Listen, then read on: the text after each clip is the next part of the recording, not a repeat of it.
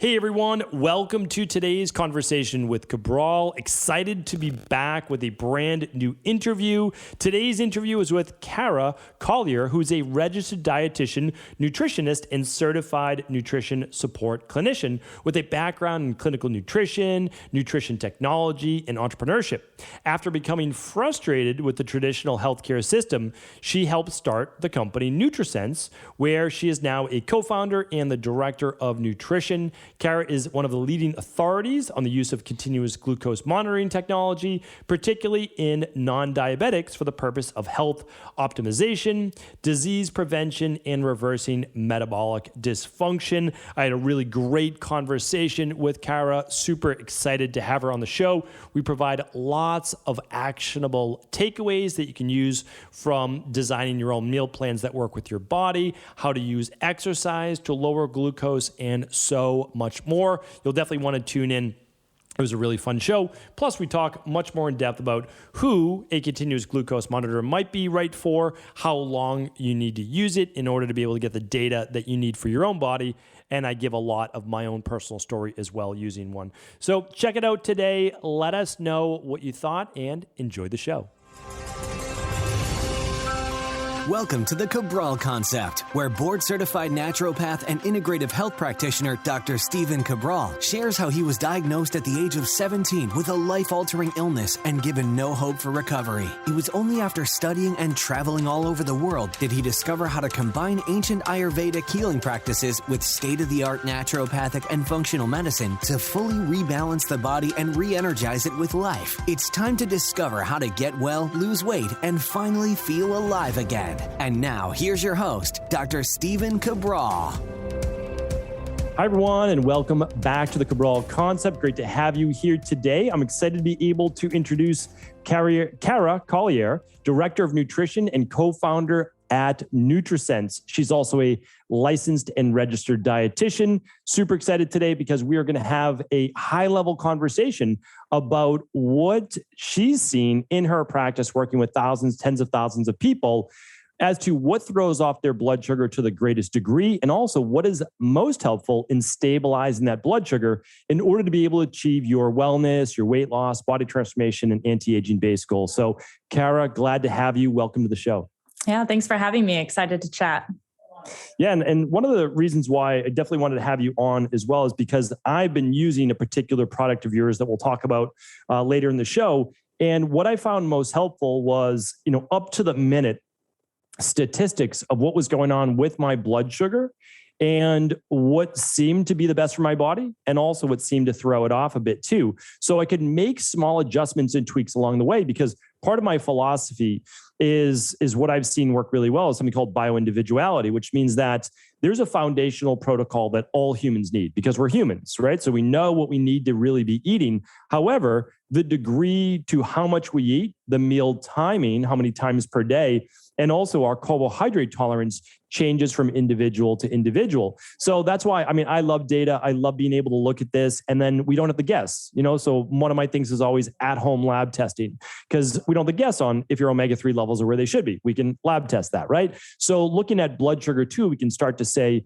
okay, this seems to be your tolerance, or this seems to be the best time for you in order to eat and then have that blood sugar come back down. One other thing that I'll say is that I found it extremely interesting to see what exercise did to my blood sugar, because it's a hypothesis I've had for quite some time because I've read the research on it and I've used a glucometer to test my blood sugar. But when I started to be able to see my blood sugar every 15 minutes or so, then I got a much better picture as to, hey, this is what's going on with my overall glucose level. So we've got a lot to talk about. Again, like I said, excited to have you on the show. But before we get into all these questions, how, you're a registered dietitian, but why did you get into this field in the first place? Did you have any of your own health issues, or did you just really love the field of nutrition? Yeah, I loved the field of nutrition since a young age. I played sports growing up, so I played volleyball. And I remember just a dietitian coming and speaking to our volleyball team and talking about the importance of nutrition. Really basic information at the time, but it changed my world. I changed what I was eating. As a high schooler, you're not typically eating a super healthy diet, but I changed what I was doing to follow her advice. And I could see immediately the improvement in my athletic performance. And so from a young age, I was hooked on nutrition, became a registered dietitian, as you mentioned.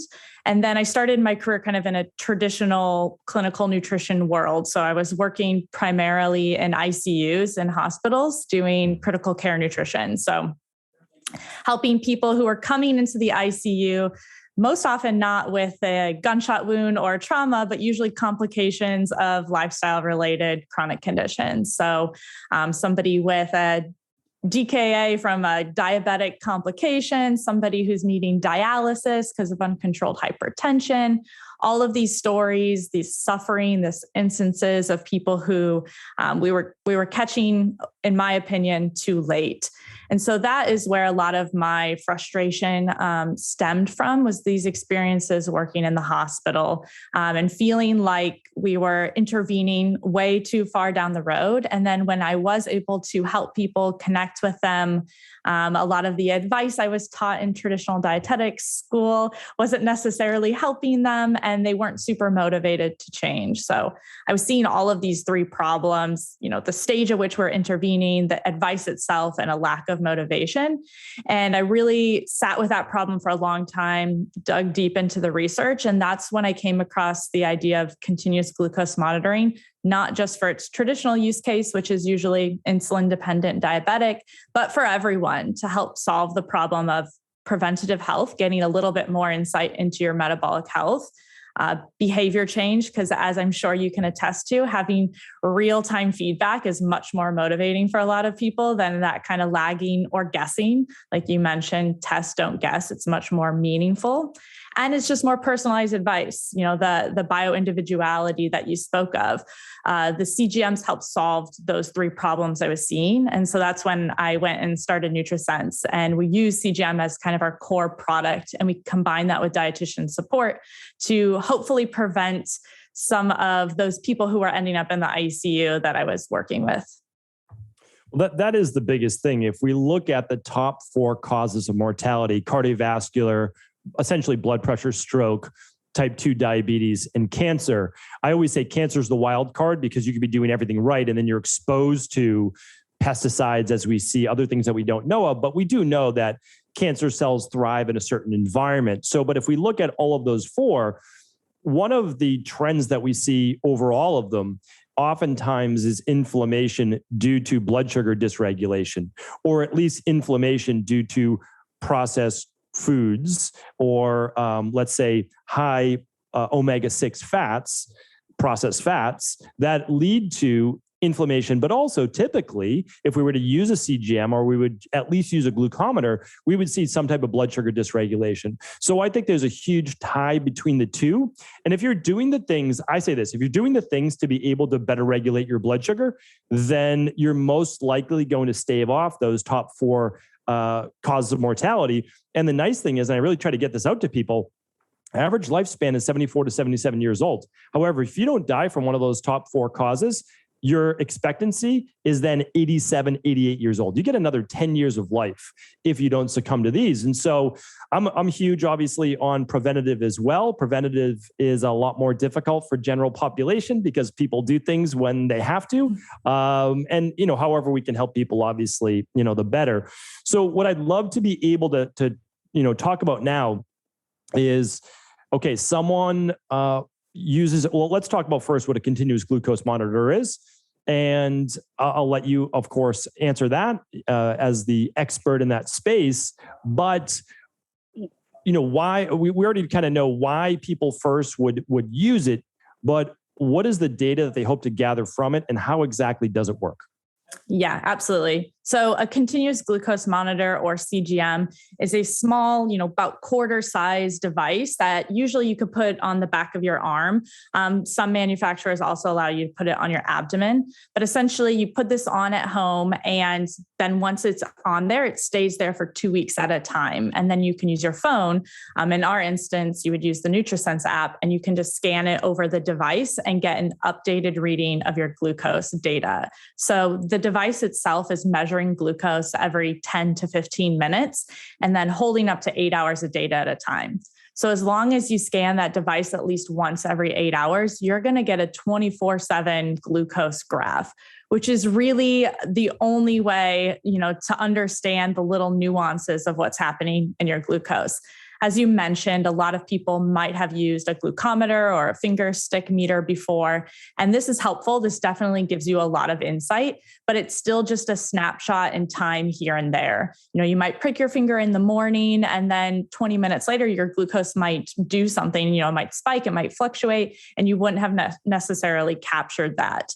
Where the CGM, instead of a snapshot, it's giving you a movie of what's going on. And that really helps people to understand the true trends. How are your glucose values overall? What's a 24/7 average glucose value? What exactly is happening after you eat a meal? Is it spiking really high, but coming back down really fast? Is it a slow, gradual climb? Or is it kind of a steady, normal rise and come back down to normal? You get to see all of these nuances and different shapes and trends in your glucose values.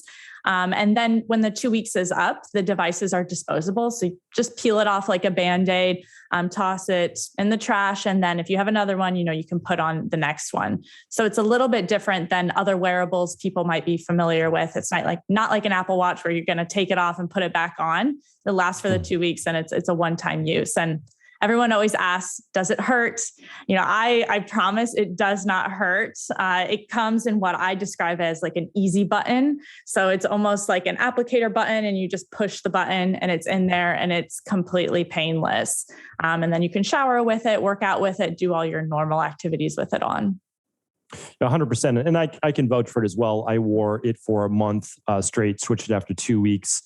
And one of the things that, the really nice thing about it is that it has basically almost like a big Band-Aid, but it's the NutriSense-based logo on it. And it held up in terms of me swimming in a pool, showering, et cetera. Right around day 12, it started to peel a little bit, but I know there's an extra one in the box, which is nice that you could use that. No pain, barely notice, that it is there. One thing I would like to ask you is that why does NutriSense not allow an abdomen-based reading? Is it less accurate?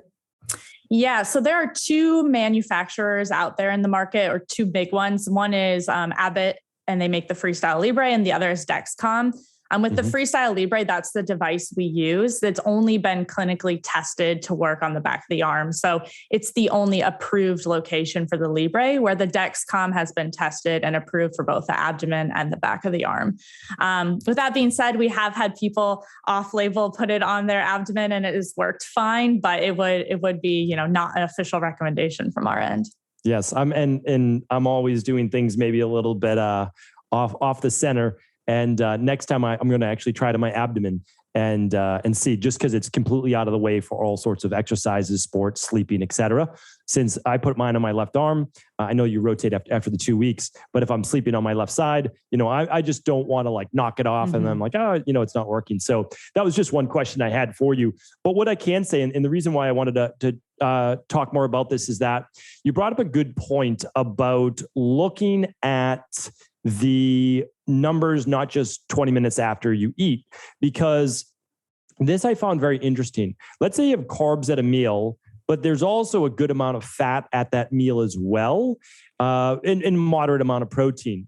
What I saw at a few of those meals is a spike an hour to an hour and a half later. Now, we're not talking about major spikes here, but we're saying, okay, let's say above 100, above 110. And it wasn't a normal 30 minutes later. It was an hour and 30 minutes later. So if I was just tracking 20 minutes after the meal, then I wouldn't get the actual data. Again, as you said, you're seeing a continuous graph up and down, and even overnight while you sleep, which I want to get to in a moment as well. So I think that's an important factor to look at. So if you're using a straight glucometer or finger stick, it is why I typically recommend for people that you're doing it a half hour after meal, another hour later, and then another hour after that to make sure your blood sugar is all the way back down. Again, with the continuous glucose monitor, it's doing it for you because it's taking those readings. And then again, like you said, you just tap your phone to the device itself. Anything you'd like to add to that? And then I would also just like you to go over any EMF EMFs that you've seen with it, if you can turn up Bluetooth, et cetera, on the device. Yeah. So related to kind of the food responses, and this is something that is also important to emphasize because a lot of people want a flat glucose line. And I think you would agree it is physiologically normal for glucose to rise, especially if you're consuming carbohydrates. But what we're looking for typically is how high did it go? You know, we want to hit a certain threshold. Typically, we recommend staying below 140. And then also how quickly did it return to normal? But it is normal for it to take 2 or 3 hours sometimes, especially if it's a larger meal with a lot of fat or protein. So with that being said, depending on the composition, we would expect different physiologically normal responses. If you consumed, just straight carbohydrates, you're probably going to have a quicker spike and a quicker return to normal. Again, we want to see it under a certain threshold and return to normal a certain amount of time to be considered, more on the healthy response. But if you had a lot of fat with that meal, it's going to be a little bit of a slower digestion, slower glucose rise. And so that can all be normal, but just something to consider. And related to EMFs, that's one of the bonuses of the sensors we use. They actually use what's called NFC, near field communication. And that's why you have to physically scan the device to get the data. So it's not using Bluetooth at all. So from the manufacturers, they stated there's no EMF exposure. There are other CGM devices that use Bluetooth and you can get glucose readings 24/7 without having to scan. But then there's a little bit more EMF exposure on those. So it's a trade-off of the manual scanning versus no EMF. So it's a trade-off we took. And it's a good trade-off, I think. I think people are more and more conscious about the EMF soup that we live in, and one less, bio-tracking based device that doesn't produce EMF, the better. Plus, the actual act of scanning keeps you more engaged with looking at your glucose and being more conscious of it. So I think that's great. I do want to just add that, and so again, I appreciate the no EMFs, and I know our community for sure does as well. And really, really important that you brought this up. And I didn't know that you would share that same sentiment that it is normal to have blood sugar rises after meals. You see a lot of these so-called biohackers online, and they're like, "Oh, my entire day was 78." And everybody looks at things from sometimes a very narrow window. And if you don't have any glucose spikes, it actually does then change certain hormones in your body. It's not the best for thyroid. It's not the best for cortisol. It's not the best for leptin and ghrelin. And so when you look at these hormones that control hunger, that control fat burning, that control your metabolism, that calm the body down with certain neurotransmitters, actually getting we're not talking about a big spike, like you said, over 140. We don't want that. That's uncontrolled, essentially. It's just too much glucose in the blood at one time, or poor production of insulin, or cell membrane dynamics where the insulin is there, but it can't get it into the cells, right? So we're looking at all those factors. They all matter. But I am not someone that certainly recommends, low blood sugar the whole day long. That's another stressor on the body in its own right. So I'm glad that you brought that up. I appreciate that. Anything you want to add to that? Because it's such an important topic. It is, yeah, because I think sometimes with a lot of data is extremely helpful, but it can have an opposite effect where then people became obsessed with the data. And there is a point of diminishing returns is kind of how I explain it. Where just like you said, we want these healthy glucose responses where we're not going above 140. It's not taking you 5 hours to return back down to normal. We want to get these basics down. And based on bio-individuality, some people are going to have a higher carbohydrate threshold than others. So you might be able to hit those metrics with a different amount than somebody else. So we want to find that threshold, but that doesn't usually mean zero carb for majority of people. Sometimes if you have severe insulin resistance, it can be extremely helpful because at that point you're totally carbohydrate intolerant. But for a lot of people, we can certainly include carbohydrates and still stay in those healthy ranges. And as you mentioned, if it is flat all day, it has some potential consequences because of that. And I like to think of it just in terms of metabolic flexibility. A lot of times we talk about metabolic flexibility in terms of being fat adapted and being keto low carb. And that means you're really flexible to using fat as a fuel, but then you've lost some of that flexibility of using glucose as a fuel too. So I really like the idea of being able to utilize and optimize both systems, being able to be flexible to carbs and flexible to fat. And I think that that's kind of the optimal metabolic system that we might be aiming for thinking about longevity, just general health span, optimal health. And so that means for a lot of people, carbohydrates is okay. Yeah, that's great to hear. And that's really, the human body was meant to run on carbohydrates, fats, and proteins can be used for glucose, when needed, and fats have their own system. But, one of the things that we share in the podcast all the time is that you don't always get to choose when your body is going to use fat as a fuel source or glucose as a fuel source. It depends on the actual state of your nervous system and your mitochondria at that moment in time, right? So, if you're in a all-out sprint, well, you don't get to choose to burn 100% fat as a fuel in those particular periods. So you're going to break down glucose no matter how you like it, whether it's from muscle tissue, if you have any stored liver glycogen, et cetera. So I think it is great to look at that. The goal is to be able to eat carbohydrates, right? Not to deprive ourselves of carbs, but if we see ourselves spiking too high, too rapidly, well, maybe then it means we need more fiber or protein at a meal, and that it's not just the carbs itself. Maybe we need to go a little bit lower in carbs. Maybe they need to be more vegetable-based, higher fiber. But what are some other tips that you can give people if they feel like their blood sugar is getting a little bit high after a meal? Or I would say, again, it's not necessarily, to me, the amount that it goes up, although that does matter, it's the recovery. I like to see people back down within 2 hours after a meal, 3 hours maximum. But ideally, they have a nice steady recovery. They have an increase, and then they have a steady decrease. Can you give us some tips on how to better regulate blood sugar based on the different nutrients at a meal? Yeah, absolutely. And if you're seeing a glucose spike after a meal, like you mentioned, one of the first things I usually recommend is experimenting a little bit, because everyone tolerates different carbohydrates differently. So that's a really good place to start, especially if you have a CGM, because it's much easier to kind of see the differences from meal to meal. So let's say, for lunch, you're having rice, chicken, and broccoli, and you're seeing a big glucose spike. The next day you could try a different rice, maybe brown rice or wild rice instead of white rice.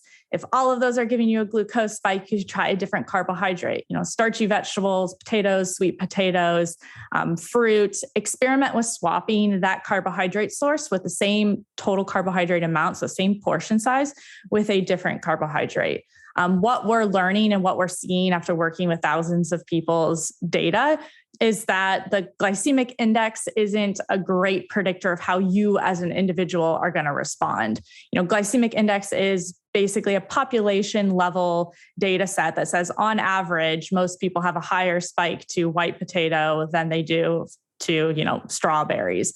But I see individually a unique one individual is going to have potentially the opposite response. They might have a higher response to strawberries and a lower response to white potatoes. So the first thing I would recommend is just experimenting with those carbohydrate sources, particularly since those are what's going to bring up the glucose the most. And maybe it's just that your body, for some reason, doesn't respond as well to, whatever that particular source is.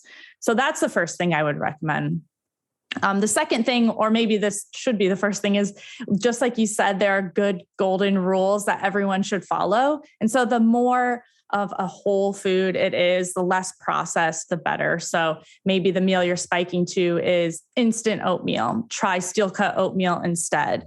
Maybe it's juice, try a whole fruit instead. So really make sure if you're having a glucose spike to something, that it is in the least processed form possible. All of that makes a really big difference in the postprandial glucose response, or glucose response after a meal. Additionally, we want to recommend what is called no naked carbs. So eating carbohydrates on their own are going to result in usually a much more dramatic glucose spike. So we typically recommend eating your protein first. So again, I give the example of, let's say you're doing rice, chicken, and broccoli. Eating some of the chicken first before you start eating some of the rice. Even just a couple bites actually makes a really meaningful difference in majority of people. So just having a little bit of protein in the system before you start adding those carbohydrates in can really help blunt that glucose response. Another thing with a postprandial spikes is moving a little bit. So this is movement both before a meal or after a meal can make a really big difference. So before a meal, let's say you have your favorite breakfast and you have a big glucose spike to it and it's not processed, it's whole foods and you don't want to give it up. Then I would recommend trying to do time your workout before that meal, because then you're going to usually be very insulin sensitive and have much more space for that glucose to go into if you have the workout beforehand. So just as an anecdotal experience, that happened to me. One of my favorite meals was giving me a little bit of a higher glucose spike. But when I have my workout beforehand, it's 40 points lower, almost, barely a budge in glucose. So that's a great trick if you love that meal and you want to make it work on a regular basis. If working out beforehand isn't realistic for your schedule, doing some movement afterwards is a really important component of regulating glucose values. So this could be a 10-minute walk. This could be doing some body weight squats after you work out. I do that throughout the day because I have a desk job. So just sitting throughout the day, if you want to move every once in a while, use your muscles, all of that really helps to bring glucose down. It doesn't have to be a lot. It doesn't have to be 40 burpees or 20 sprints. A little bit of movement can make a really big difference. Those are all great tips. I shared many of them, but not exactly in that way. That's why I love being able to hear other people's experience as well. I did a podcast, episode 2041. We'll link it up in today's show notes. That was essentially what I learned from wearing a continuous glucose monitor for a month. And many of these things I didn't necessarily know ahead of time. So one of the experiences I had, somewhat like yourself, is that and I did a lot of experimenting. So I ate the way that I normally did to make sure, okay, this is good for my body. I just wanted to check that off. Okay, good. I did it for 3 days. Everything's normal. Most people, they like to think like, oh, I need more choices. But most people eat the same type of breakfast, the same type of lunch, and the same type of dinner. So, just eat your normal routine for 3 days or so. Hey, how are you doing? Because no one day matters. Like, what if you're really stressed that day? Or what if you didn't get as much sleep? All of that affects your glucose. So at least 3 days is what I recommend. I'd love to hear your thoughts on that, as well. But then I found if I had a banana not first thing, but because I like to fast until about an hour to an hour and a half after I wake up. And then when I had that banana, and my fasting glucose, by the way, when I wake up, is in the high 60s. So I have a pretty low fasting glucose level. And that's more my body type, my more sympathetic nervous system dominance, et cetera. So when I look at eating a straight banana about an hour and a half after I wake up, which I don't typically do, but I wanted to test it, I didn't even break 100. And so it's interesting to look at that. But if I did it in the afternoon, it would definitely break 100. So you can kind of look at that glycemic response, which not only varies from individual to individual, but during the time of the day. I had lower glucose to start. My body was absolutely ready, willing, and able to use that glucose first thing in the morning, which is also why I'm a big proponent of some fruit, some hydration, things like that in the morning. But again, some people might need to mix that with protein. And I typically do to make sure that slows that digestion just a bit. The other thing I found interesting is that only aerobic-based cardio or walking after a meal seemed to lower my glucose. A workout with weights, which again, for me, makes me more sympathetic nervous system dominant, did not lower my blood sugar. And if anything, it was either using the glucose that was there or bringing more in for that fight or flight based response. So everyone is a little bit different, but I know from my body, then post or pre-workout or peri-workout for a hard workout, like a resistance training workout, not a bad idea to have a little bit of carbohydrates if my body's looking for that glucose anyways. So again, that's why knowing your body, looking at bioindividuality is important, because for most people, if you're looking for weight loss, I'm not recommending eating before your workout, right? I'm recommending that you do your workout, probably even wait a little bit, and then you're going to have your meal. So thoughts on that, and maybe add on what you've seen as well? Yeah, absolutely. So related to kind of meal timing and fasting in general, we have definitely seen the effect of the time of day of when you're eating a meal makes a really big difference. And for a lot of people, majority of people, insulin sensitivity, so how we are tolerating that meal and our glucose response tends to be best during daylight hours and usually kind of early afternoon, mid-morning. And then it usually kind of decreases throughout the day and tends to be lowest. And we have the worst insulin sensitivity in the middle of the night. And so this is why we recommend kind of an earlier time restricted eating if possible, because for a lot of people, they might be having their biggest meal of the day as dinner and, they're doing stuff all day and they don't get to dinner until 8 p.m., 9 p.m. And they'll have a much more dramatic glucose response that tends to linger and kind of stay elevated all night long while they're sleeping. We see this all the time. It's very common. And if we can bump that dinner meal a little bit earlier, try to be done by 5 or 6 p.m. if possible, we can see that dramatically improve. And you can even just experiment with this of having the same meal for breakfast and have it for dinner and see how it differs. And for majority of people, it's usually a little bit of a higher response at that dinner meal. And we see this most dramatically shown in shift workers. So we have a lot of nurses, a lot of MDs who use our platform who work night shifts, and they might be eating a major meal at 3 a.m. and that glucose spike is quite dramatic. And then if they eat it on their off day in the middle of the day, they tolerate it perfectly well.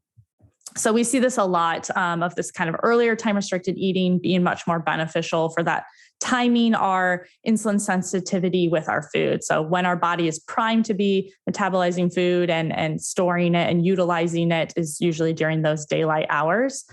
So that's something we see often and we really recommend people working on. The other thing related to fasting is kind of the grazing behavior. It usually doesn't cause a big glucose spike if it's just a bite here and there. But for a lot of people, kind of grazing and snacking in between meals keeps their baseline glucose kind of elevated all day long. So they're never really getting back into that 70s, 80s, 90s. They might be staying at like 110, 100 all day long because they're kind of always grazing, always eating something. So that is something we find often, that just kind of sticking to established meals, making sure they're big enough that you're satiated and you don't feel like grazing, especially at night, as we talked about, that can really help to bring kind of overall glucose values down. And then go ahead. No, those are great tips. I just want to mention one thing. It's very interesting because, in Ayurvedic medicine and all forms of Eastern-based medicine, you always ate only during the light hours, when the sun was out. And it's fascinating to look at that because when I talk about bioindividuality, but on the same essentially side, the other side of the coin, I should say, there's foundational nutrition for all humans, which we spoke about in the beginning of the show. People love to say, well, I'm more of a night owl, I'm this, I'm that. Well, that's okay. You can say that. But really, if you look at the natural diurnal rhythm, cortisol's plummeting at 9:30 at night. That is the perfect time, somewhere between 9 and 10 p.m. to get into bed, to begin your sleep for the night, a couple hours after the sun goes down. And your eating should then stop 3 to 4 hours before that. Now, you're mentioning this about glucose levels and how your body's not as insulin sensitive at the time. And of course it's not, because humans were not supposed to, think about it. There were no lights even just a couple hundred years ago. So now we're looking at it. So humans, they're not going to eat in the dark. Like, this is not a natural thing. We're not nocturnal animals. So then you say, okay, I'm going to look at blood sugar. But then if you use any type of sleep tracking device and you eat an hour before bed, you're not getting that good deep sleep. Most likely you're a little bit more restless, and you can see these things. So I think it's important to understand that, again, there are foundational protocols that all humans really need to follow to the best of their ability. We work with a lot of shift workers ourselves, and it's difficult. It's also why, if you can in the future, there's no way to sugarcoat this. Try not to be a shift worker. Like, that's the best I can say, because it does throw off your natural cortisol to melatonin-based levels, which affects overall longevity. And so, again, we all have to work crazy hours in the beginning of our careers because we're the new people. But if you get the choice in a couple of years after working to not be a shift worker, I can't recommend it enough. So I just wanted to share that. I want to get your last tip, but I also want to hear what you've seen about alcohol and how it affects people's glucose as well. Yeah, absolutely agree with everything you said as well. I was just going to touch on the exercise component really quickly. So as you mentioned, you might see a glucose spike, but you could also see a glucose dip in the moment. And that really depends on what type of exercise you're doing. So it's really related to supply and demand and how much stress you're putting on the body. So as you mentioned, something like a heavy weightlifting session, a HIIT workout, some type of sprint, something really high intensity. A lot of people will see that glucose spike while they're doing that workout, because usually you're demanding more than your body has available. So it's making some more glucose to kind of fuel that workout. Where something like steady state cardio, walking, more lower energy exercises typically see either flat glucose or kind of a slight dip as you use up that circulating energy. But for many people, and then this has kind of been studied, any type of exercise tends to still improve insulin sensitivity. So you might see that glucose spike in the moment. And I do recommend if you see that spike, make sure it comes back down, your heart rate comes back down before you eat. So you're not eating in that stress state, because then often we do see that kind of elevated meal response as well. But for all of these activities, using your muscles, building lean mass, all of this really helps with insulin sensitivity. So if somebody's never done strength training before and they're having high glucose spikes, we really try to emphasize kind of putting on some lean body mass, because that can really help with insulin sensitivity overall. 100%. Yeah, I completely agree with that. And that's because you don't want to, and we should get to that actually as well. You don't want to fall in love with the data at any one moment, because we're talking about what we're trying to do is improve overall cell sensitivity over the course of months and then years.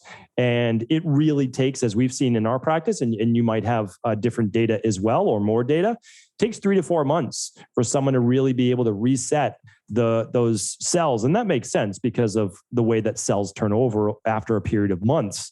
So we've seen that, again, it's taken some time in order to improve overall insulin sensitivity. And when I say insulin sensitivity, I just want people to know you have sugar inside of your bloodstream, and the sugar needs insulin in order to get it inside of the cells and not just floating around in your blood. So what we've seen is, again, a lot of times, like for our 21-day functional medicine detox or our weight loss-based program, the first 21 days are really just vegetables plus good protein and good fat. And then we're slowly increasing like berries and fruit into the diet so that we're building up that carbohydrate tolerance, while we know there's just going to be a certain period of time that the cells need in order to turn over if we've done the right things in order to be able to improve insulin sensitivity. Yeah, absolutely. We've seen similar thing where it takes a couple months to kind of see some of that insulin sensitivity improve, glucose values go down. And during that time, of course, it requires kind of consistent hard work working on these different aspects of health, but it's certainly possible. So anyone who has diabetes or have elevated glucose values, it's 100% possible to get those down and into healthier ranges. But related to alcohol is interesting. And we get this question a lot. You know, I know a lot of people are always curious about how alcohol affects different aspects of health. And in the moment when people are consuming alcohol, we typically see different responses depending on what type of alcohol. So carbohydrate containing alcohol, like a heavy beer or a sugary cocktail, usually gives you a glucose spike, as you might anticipate. But something that is lower carbohydrate content, like liquor or a dry wine, typically actually has usually no effect or a glucose lowering effect. Many people, regardless of the type of alcohol, will actually see a dip in glucose a couple hours later. And this is most likely just related to the fact that the body is prioritizing breaking down that alcohol over normal glucose homeostasis, normal glucose function. Alcohol is a toxin, and usually the body is going to prioritize that as the number one thing it's handling. So often we'll see people have higher fasting glucose values the next day, kind of as that normal glucose homeostasis gets thrown off a little bit. But for some people, they can have one glass of wine and see no effect on glucose at all. Or some people, one glass of wine and they see that morning glucose value the next day, 10, 15 points higher. Or some people, that threshold is maybe 2 or 3 glasses. So we do see a little bit of variability there, but it is common to maybe see a dip, sometimes even have a little bit of hypoglycemic symptoms, and then possibly a little bit of a rise the next day. 100%. I mean, and that's interesting to hear too, the rise the next day, which is not something I'm necessarily was thinking about. I often relate alcohol to the toxicity based process where your body has to remove it since it's literally a poison to the body. It doesn't mean you can't have a glass of alcohol, but it does mean that we can't sugarcoat it. It is a particular toxin and poison to the body. So the liver does, just like you said, have to prioritize that to break it down, metabolize it, get rid of it faster.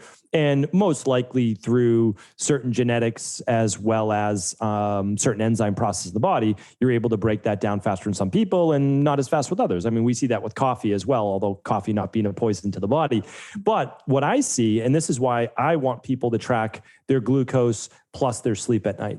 And when you drink alcohol, especially within 2-3 hours of bed, which a lot of people do, they use it sometimes to fall asleep, is that they're going to get that hypoglycemic response. So now you'll be able to know because you'll see it on a CGM, but you'll also see it line up with when you had your wakings during the night. Because as you dip into hypoglycemia, okay, your body's going to produce more cortisol at that moment. It's going to help bring blood sugar or sugar into your bloodstream to keep you at normal homeostasis, but that's going to throw off melatonin. And so you get these wakings, and so you don't get the REM, you don't get as much of the deep sleep, I should say, which is those first 4 hours or so of the night typically. And that's what I've seen myself. So I don't consume a lot of alcohol, but every once in a while, I'll have a drink with friends or family or whatever it might be. And for me, what I see is the less deep sleep, but I also see a drop in my heart rate variability. So I can see that my body was stressed a little bit overnight dealing with this toxin that I had to break down. So I find it very fascinating. Again, for me, just because I see a spike after having alcohol or see actually the reactive hypoglycemia, the drop in blood sugar, or I see a spike after I have a cheat meal on like a Friday night, it doesn't mean I'm going to stop doing it, but it's still good to know what it's doing to my body. Yeah, absolutely. I mean, knowledge is power. And then I think people can make more mindful and conscious decisions. So, you may know I'm always going to have a glucose spike to X food, and I don't care because I love it, but I'm being intentional and mindful about it. I'm doing it because I'm enjoying the food and I'm making trade-offs. So maybe you have a big glucose spike to a different food that you don't really care that much about. Then it's not difficult to eliminate that from your normal routine and instead make those kind of conscious, mindful decisions. So I agree. It doesn't mean that we have to be perfect all the time, but the more informed we are, the more that we can make those trade-offs in a way that are actually meaningful to us. And it's easier to stick to something in the long term, again, when you know how your body responds. And that's what I think is the real power of the CGM and this real-time feedback is that, I can tell someone till I'm blue in the face how healthy it is to do X, Y, Z. But when they see their own body responding to these things, the intrinsic motivation to stick to it and actually make sustainable behavior change based off of these items is, tenfold. So anything we can do to make these behaviors meaningful and long lasting is a win. 100%. And I think that having the data has always been the game changer. So I work with a lot of people before I got my doctorate in naturopathy, before I was trained in functional medicine and at-home lab testing, all those things. And I could present ideas to people, and some would do it, some wouldn't. Some did it for a little while and then fell off. They didn't necessarily, see the benefit or feel the benefit, whatever it might be, even though it might be working at a deeper level. And as we spoke about earlier, everybody we know is in our culture wants things right away. But if you can really go all in and know that you can, again, we can't, say we're providing any medical treatments or any medical cures, but there are people that reverse their type 2 diabetes. And we're not talking about one or two. We're talking about hundreds of thousands, if not millions of people reversing their type 2 diabetes. And that goes for hypercholesterolemia, high cholesterol, high blood pressure, et cetera, because your body at one point was balanced. You can return it to a state of balance. It just doesn't happen overnight. So give yourself the 3 to 4 months to be able to repair the body. But the way that you do that is with data. And so when I started doing lab testing with people in my private practice and now virtually all over the world, and you show someone, listen, you've got higher levels of mercury, you have higher levels of aluminum, that's affecting reactive oxygen species, free radical damage, et cetera, in your body. And you have lower levels of cortisol in the morning, high levels of cortisol at night. It's throwing off your sleep. If you can show someone that, the likelihood that they follow a program, 90+% we've seen. Some people, they're just not ready, and that's okay. They're just not ready yet. But for many people, that's the catalyst. And so I can't recommend enough being able to track this data. And my two favorite things for tracking, as I've said before, are tracking sleep and tracking glucose.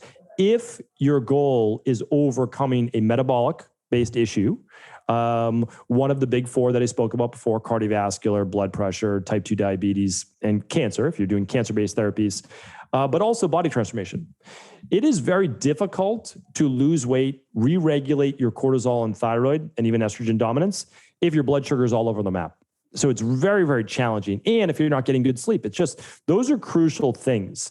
And I'm wondering, in your experience and with NutriSense, have you seen people successfully be able to get their blood sugar regulated over time? Do they not wear a CGM long enough? What does that look like from your perspective? Yeah, absolutely. We have, amazing success stories that we're seeing every day. So we have a testimonial channel in our internal Slack channel, just with all of these fantastic stories of people lowering their A1C from 8% to 5% over, 6 months, somebody losing 50 pounds, somebody who just recently, this was yesterday, had a fasting insulin of 42 before they started with us, and they just got it back and it's 16. Still maybe a little bit of work to do, but that's an amazing improvement. So we're seeing people all the time who are losing weight, improving their glucose levels, sleeping better. Like you mentioned, the sleep and glucose connection is so strong. Having less stress, being more mindful. So all of these are benefits of getting glucose under control. And it's really hard to make that type of progress without that consistent data, as you're mentioning. And for some people, a month might be enough of wearing the CGMs. Maybe you're relatively healthy and you just want to learn kind of those unique glucose responses. Is your normal routine responding well? How do these little different factors affect you? A month is usually enough time for that person to gain the insights, gain some knowledge that they need. Whereas if you're pre-diabetic, diabetic, or have some sort of concrete goal you're working on, maybe it's PCOS, maybe it's waking up in the night, I would recommend at least 3 months, sometimes 6 months, to really see that progress and kind of keep iterating and making new goals and working towards those lower values. And then we have some people who maybe they've gained the insight, they've met their health goal, and they continue to wear them for that accountability factor.